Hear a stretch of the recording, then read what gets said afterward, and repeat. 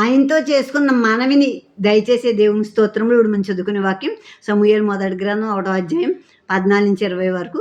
ఎంతవరకు నీవు మత్తురాలివై ఉందువు, నీవు ద్రాక్షారసము నీ యొద్ద నుండి తీసివేయమని చెప్పగా, అన్న అది కాదు నా యేలినవాడా, నేను మనోదుఖం గలదాన్నై ఉన్నాను. నేను ద్రాక్షారసమునైనను మద్యమునైనను పానం చేయలేదు గాని నా ఆత్మను యెహోవా సన్నిధిని కుమ్మరించుకుంటున్నాను.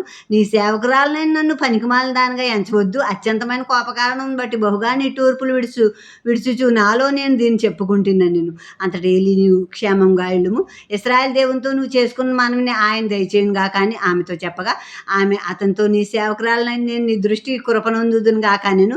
తరువాత ఆ స్త్రీ తన దారిని వెళ్ళిపోయి భోజనం చేచు నాటి నుండి దుఃఖముఖిగా నుండుట మానెను. తరువాత వారు ఉదయమందు ఎగురమే లేచి యెహోవాకు మ్రొక్కి తిరిగి రామాలోని తమ ఇంటికి వచ్చిరి. అంతటి ఎల్కానా తన భార్యగు అన్నాను కూడెను. యెహోవా ఆమెను జ్ఞాపకం చేసుకొనెను గనుక అన్న గర్భం ధరించి దినములు నిండినప్పుడు ఒక కుమారుని కని, నేను యెహోవాకు మొక్కుకొని వీరిని అడిగితిని అనుకుని వానికి సమూయేలు అని పేరు పెట్టాను. హన్నా అత్యంత బాధ దుఃఖంతో తాను పడుతున్న నిందల నిమిత్తం కోపంతో ప్రార్థన చేస్తుంది. లోపలే ప్రార్థన చేస్తుంది. పెదవులు కదులుతున్నాయి అంతే. అప్పుడు అక్కడ సేవకుడు ఉన్నాడు, యాజకుడు ఉన్నాడు ఏలి. అతడు ఆ పెదవులను చూసి అంటున్నాడు, ఆమె ద్రాక్షారసం మద్యం తాగి అలా ప్రవర్తిస్తుంది అన్నట్టు అనుకుని, ఇంకా చాలు, ఎంతసేపు నువ్వు అలా మత్తులో ఉండి అలా మాట్లాడుతావు, నీ దగ్గర నుంచి ద్రాక్షారసం తీసివేయి అంటున్నాడు హన్నాతో ఏలి. అప్పుడు అన్న అంటుంది, నా ఏలినవాడు అది కాదు, నేను మనోదుఖం కలిగి కోపకారణం చేత నా దేవుని దగ్గర నా ఆత్మను కుమ్మరించుకుంటున్నాను, నా బాధ అంతా దేవుని దగ్గర కుమ్మరించుకుంటున్నాను నేను అన్నది. కనుక మన బాధ కష్టం ఏమన్నా దేవుని దగ్గర మనం కుమ్మరించుకోవాలి ప్రార్థన ద్వారా. ప్రార్థన చేయకపోతే కార్యాలు జరగవు. కన్నీటి ప్రార్థనలు చేయాలి, ఎంతైనా కుమ్మరించుకోవాలి, బాధ అంతా చెప్పేసుకోవాలి దేవుడికి.